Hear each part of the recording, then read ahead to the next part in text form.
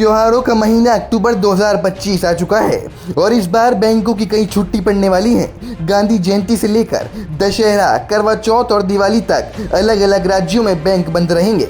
अगर आपको bank branch जाकर कोई ज़रूरी काम निपटाना है तो छुट्टियों की लिस्ट पहले से देख लें, वरना आखिरी वक्त परेशानी हो सकती है। इस साल अक्टूबर में देश के अलग अलग राज्यों में कुल 21 दिन बैंकों की छुट्टी रहेगी।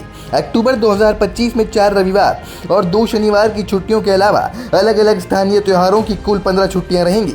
रिजर्व बैंक ऑफ इंडिया ने अक्टूबर महीने के लिए बैंक छुट्टियों का कैलेंडर जारी कर दिया है। आरबीआई हॉलीडे कैलेंडर के मुताबिक अक्टूबर में कुल 21 दिन बैंक बंद रहने वाले। पूरे देश में हर रविवार और हर महीने के दूसरे और चौथे शनिवार को बैंक बंद रहेंगे, यानी 5, 11, 12 और 19, 26 और 25 अक्टूबर को भी सभी बैंकों में छुट्टी रहेगी। इसके अलावा कई त्योहारों पर भी अलग अलग राज्यों में बैंक बंद रहेंगे। देश में अलग अलग राज्यों में अलग अलग स्थानीय त्योहारों की वजह से 1, 2, 3, 4, 6, 7, 10, 18, 20, 21, 22, 23, 27, 28 और 31 अक्टूबर को भी बैंक की छुट्टी रहेगी। अक्टूबर में सिक्किम में लंबे समय के लिए बैंकों की छुट्टी होगी। सिक्किम में 1 से लेकर 5 अक्टूबर तक लगातार 5 दिनों तक बैंक की छुट्टी रहेगी। 1 से 4 तारीख तक त्योहारों के अलावा 5 तारीख को रविवार के लिए बैंक बंद रहेंगे।